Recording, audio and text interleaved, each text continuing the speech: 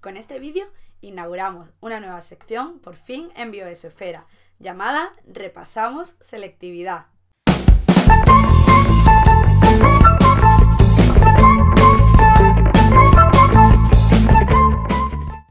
Estos vídeos quizás no sean tan divertidos como el resto del canal.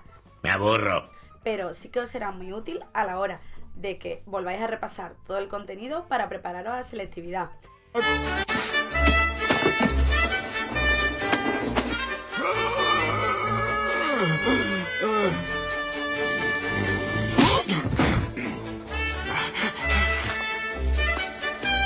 ¡Tarán!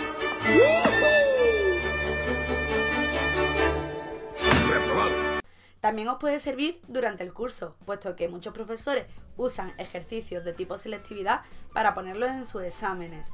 En cada vídeo intentaremos repasar entre 3 y 5 ejercicios, intentando no excedernos de 10-15 minutos. Estos ejercicios serán típicos de selectividad, de hecho serán ejercicios sacados de exámenes de años anteriores, no solo de Andalucía, que es mi comunidad autónoma, sino también intentando abarcar todos los exámenes de todas las comunidades autónomas. En este primer bloque, el metabolismo, los ejercicios que salen sobre este tema en las diferentes comunidades autónomas son todos muy similares entre ellos. Vamos a empezar por lo más facilito y vamos a ver 4 ejercicios de este tipo. Así que acompañadme y hacemos el primer repaso a selectividad. La primera pregunta que nos encontramos dice así: con respecto al ATP, indique sus componentes y los enlaces que lo unen y cite cuál es la función del par ATP-ADP en las reacciones del metabolismo. Vamos poco a poco, vamos a resolverla. Lo primero nos indica los componentes. Recordamos que las siglas de ATP significan adenosin trifosfato. Como su nombre indica, tiene 3 grupos fosfatos. Tiene una molécula de adenina, por eso lo de adenosin, y además tiene una ribosa. Esto tendríamos que decir para contestar a la primera parte, los componentes que lo forman, grupo fosfato, ribosa y adenina. ¿Qué enlaces lo unen? Pues a los fosfatos entre ellos los une enlaces fosfato.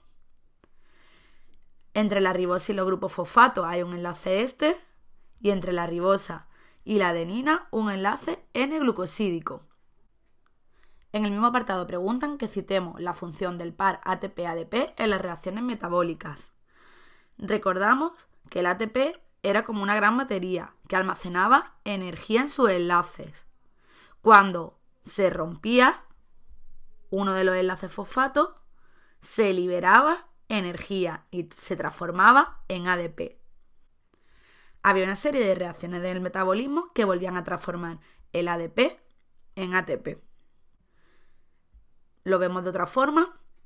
Cuando se rompe uno de los enlaces de alto nivel energético del ATP, se libera energía necesaria para que la célula cumpla sus funciones vitales. Por tanto, ¿cuál es la función del par ATP-ADP? La transferencia energética, almacenar energía para las posibles reacciones que la necesiten. El siguiente apartado nos plantea una serie de reacciones metabólicas y nos pregunta si estas reacciones gastan ATP o por el contrario se obtienen ATP de ellas. Para ello hemos hecho una tabla donde vamos a ver si se obtiene ATP, se gasta y cómo se gasta. Realmente el cómo se gasta no nos lo pregunta, no lo tendríamos que especificar, pero para recordarlo os lo voy a decir. La primera de ellas es la fosforilación oxidativa en la mitocondria. Efectivamente, en esta reacción se obtiene ATP a través de la transferencia de electrones del NADH y del FADH obtenidos de la glucólisis y del ciclo de Krebs, que se van transportando por la cadena de transporte electrónico hasta el oxígeno molecular, sintetizándose a través de la ATPasa ATP. La segunda reacción que nos pregunta es la biosíntesis de ácidos grasos. En la biosíntesis, siempre que sea la palabra síntesis, es decir, construir, siempre que haya una construcción, se gasta ATP. En este caso se necesita ATP para transformar del citrato a acetil-CoA y a partir de ahí para la biosíntesis de los ácidos grasos. La siguiente, la fosforilación fotosintética, que es muy parecida a la fosforilación oxidativa, es un proceso de síntesis de ATP llevado a cabo en la membrana del tilacoide de los cloroplastos de las células vegetales, a través de una serie de procesos que están excitados por la energía lumínica y que van pasando por una serie de transportadores electrónicos. Recordamos fotosistema 2, fotosistema 1, citocromo, NADPH reductasa. Por último, en el ciclo de Calvin se gasta ATP, ya que este es necesario para fijar CO2. Recordamos que el ciclo de Calvin se hacía en oscuridad y se realizaba en el estroma de los cloroplastos de las células fotosintéticas. Muy bien, pues con esto ya tendríais la máxima nota en la primera pregunta. Vamos a ver otra pregunta de metabolismo. Dice así: en relación al metabolismo de los seres vivos, indique primero los tipos de procesos metabólicos y la finalidad de cada uno de ellos. El primero, el catabolismo, es la transformación de moléculas orgánicas complejas en otras moléculas orgánicas más sencillas, y en este proceso se libera energía. Por ejemplo, procesos catabólicos pueden ser la glucólisis, la beta-oxidación o las fermentaciones. Pero por otro lado también teníamos los procesos anabólicos o anabolismo, que es el proceso mediante el cual se sintetizan moléculas orgánicas complejas a partir de otras más sencillas. Recordamos que siempre que hablábamos de la palabra sintetizar, construir, implicaba gasto energético. Por ejemplo, tenemos procesos anabólicos como la síntesis de ácidos grasos o la fotosíntesis. En el siguiente apartado se nos pregunta por cómo se clasifican los organismos en relación a su metabolismo, la fuente de carbono utilizada por cada uno de ellos y que señalemos dicha fuente de carbono. Pues los organismos según su metabolismo pueden ser de dos tipos: organismos autótrofos, que sintetizan todas las sustancias esenciales para su metabolismo a partir de sustancias inorgánicas. Para su nutrición no necesitan de seres vivos. Por tanto, la fuente utilizada por estos organismos autótrofos es el dióxido de carbono. Por otro lado, los organismos heterótrofos son aquellos que sí que necesitan materia orgánica para su nutrición, por tanto necesitan materia viva. La fuente de energía utilizada, por tanto, es la materia orgánica. Muy bien, pues resuelta esta, vamos a seguir con otra pregunta. Nos dice que con respecto al catabolismo de los glúcidos en una célula eucariota, lo primero, nombremos las etapas que experimentará una molécula de glucosa hasta convertirse por completo en CO2 y agua. Antes que nada, vamos a recordar lo que le pasaba a una molécula de glucosa. La molécula de glucosa más 6 oxígenos, a lo largo de una serie de etapas, se acababa transformando en 6 dióxidos de carbono, 6 moléculas de agua y 36 moléculas de ATP. Ese era el balance total de una molécula de glucosa. Ahora vamos a ver cómo pasábamos de tener una glucosa a obtener todo este resultado. Recordamos, lo primero, la molécula de glucosa, que se transformaba a ácido pirúvico mediante la glucólisis. Posteriormente, el ácido pirúvico se descarboxilaba a acetil-CoA para entrar al ciclo de Krebs. Las coenzimas reducidas, el NADH y el FADH2, entrarán en la cadena de transporte de electrones, es decir, en la fosforilación oxidativa, hasta ser reducidas a dióxido de carbono y agua. Nos pregunta el siguiente apartado, ¿en qué compartimentos se realizan estas etapas? Pues la glucólisis, recordamos que era en el citosol, el ciclo de Krebs se daba en la matriz mitocondrial y la fosforilación oxidativa se realizaba en las crestas mitocondriales. El último apartado nos pide indicar dos mecanismos mediante el cual se sintetice ATP a lo largo de estas etapas. Yo voy a decir 3 mecanismos. Lo que pasa es que ahora al final especificaré los 2 que sería más correcto que nombraréis en selectividad. El primero de ellos, donde se sintetiza ATP, evidentemente es en la glucólisis. ¿Dónde exactamente? En las etapas 6 y 9 en la etapa de desfosforilación del ácido 1,3 bifosfolicérido y en la última etapa de desfosforilación del fosfonol piruvato a piruvato. En estas dos etapas se sintetizaba ATP. El siguiente momento en el que se sintetiza ATP es en el ciclo de Krebs. Lo que pasa es que no sería tan correcto nombrarlo, ya que directamente en el ciclo de Krebs no se sintetiza ATP. Recordamos, había una etapa en el ciclo de Krebs, cuando se pasaba de succinil-CoA a succinato, que se producía GTP.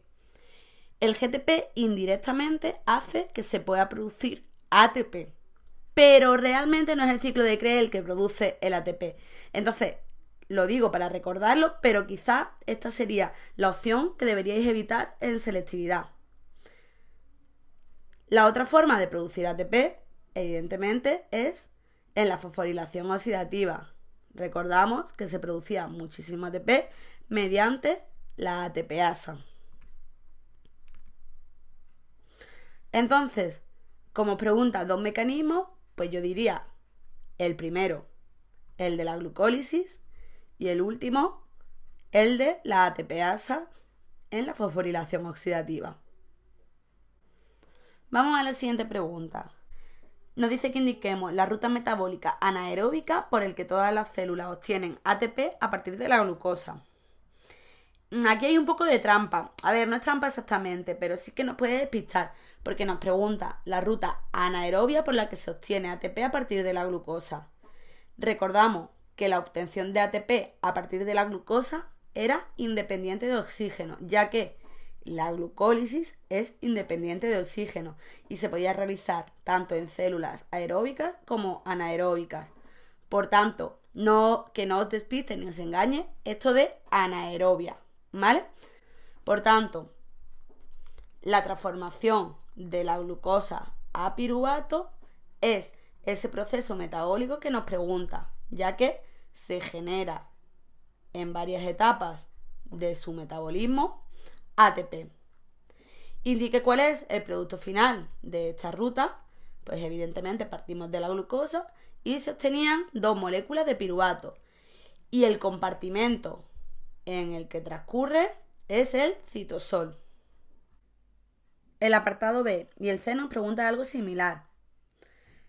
Lo que nos viene a decir es que indiquemos cómo seguirá el curso el piruvato si tenemos una célula aeróbica, que es lo que nos dice el apartado B, o una célula anaeróbica, que es lo que nos dice el apartado C. Por tanto, en aerobiosis, sabemos que tanto en aerobiosis como en anaerobiosis el primer paso es la glucólisis, que transforma la glucosa en piruvato, y si hay oxígeno como aceptor final de electrones, el piruvato seguirá esta serie de reacciones. Se descarboxilará a acetil-CoA, el acetil-CoA entrará al ciclo de Krebs, sus productos a la fosforilación oxidativa y a la cadena de transporte electrónico, para acabar dando al final dióxido de carbono y agua. Sin embargo, si no hay oxígeno como aceptor final de electrones, el piruvato de la glucólisis será llevado a fermentaciones, como por ejemplo la fermentación alcohólica, que dará como resultado el etanol, o la fermentación láctica, que dará como resultado final el lactato. Nos pregunta que nombremos a un organismo o célula capaz de seguir este proceso. Pues por ejemplo, una bacteria anaeróbica, una levadura, o células eucariotas, por ejemplo, la célula muscular, cuando está en condiciones de anaerobiosis, es decir, cuando falta oxígeno para poder realizar su metabolismo. Lo dicho, para que no se hagan muy pesados estos vídeos de selectividad, siempre resolveremos entre 3 o 5 ejercicios, no más de unos 10-15 minutos. Así que por hoy, con estos están bien. Habrá más vídeos de metabolismo con más preguntas, así como habrá más vídeos respondiendo otro de los bloques que entran en selectividad, como puede ser genética, inmunología o la célula. Así que, sin más, nos vemos en el siguiente. ¡Adiós!